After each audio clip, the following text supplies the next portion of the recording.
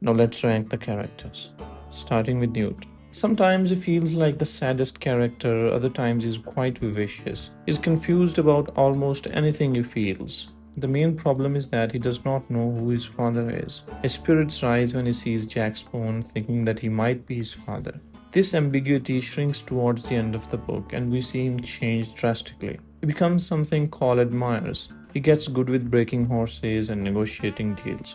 Overall, Newt is a solid character. He's dynamic and likable. I would put him at B. I think B is good.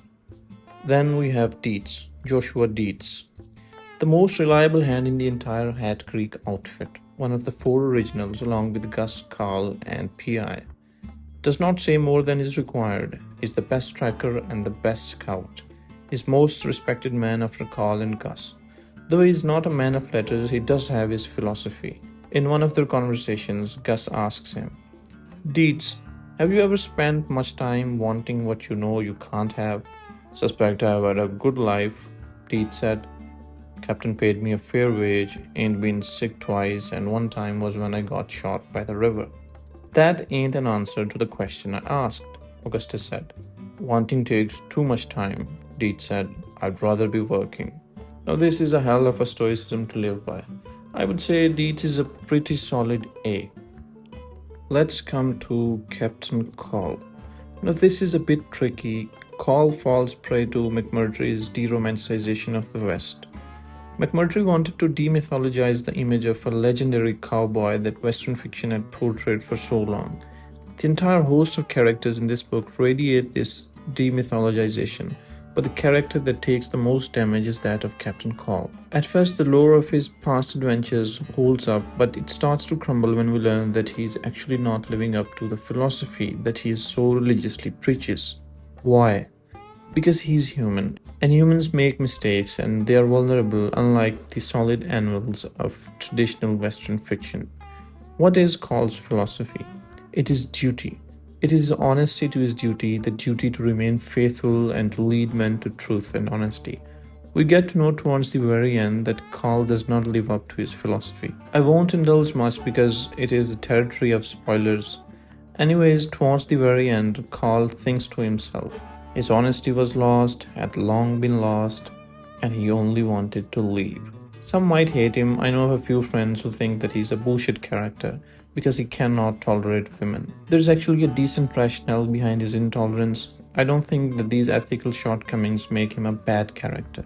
They actually show that he's the most developed character. People might hate me for this, but there is no way on earth I'm not putting him in S. So Captain Call is an S tier character. Then we have the Hell Bitch. Captain Kyle's indefatigable mare, as tough as, if not more than, Call himself. She's the most reliable equine spirit of the bunch. She has her aura, and people of the finer taste admire her. We all know what Will Barger says when he sees the Hell Bitch. Good morning, he said. Let's trade. You keep them 38 splendid horses I just sorted out, and I will take that mean creature you're a straddle of. 38 for one is generous terms in my book. But Captain Call is not giving her up. Let's put her in B. Now, speaking of Will Barger, he's a solid B, right after Newt. Why? Man is a philosopher and reads John Milton in his free time. Speaking of Milton, we're reminded of Satan, and speaking of Satan, we are reminded of those we hate. And when we think about that, we think about Jack Spoon. We can all agree that we hate Jack Spoon. So down he goes to D tier. Let's rank P.I. Parker.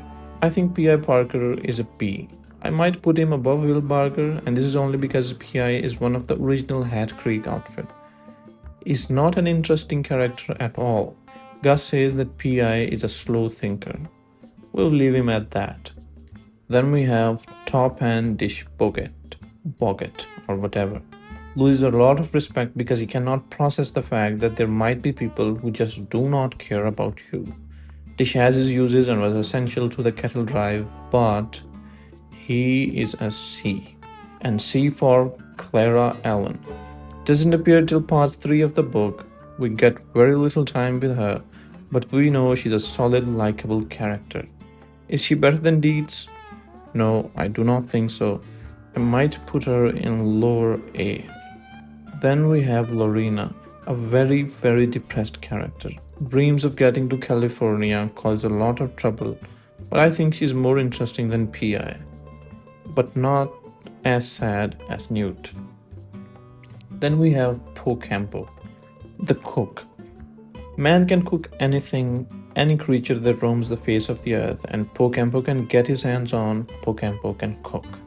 Prefers walking, riding, makes Gus uncomfortable because Gus fears that Pocampo might be more interesting than him. Pocampo can stitch up a dying bull and save his life. Pocampo is also a surgeon.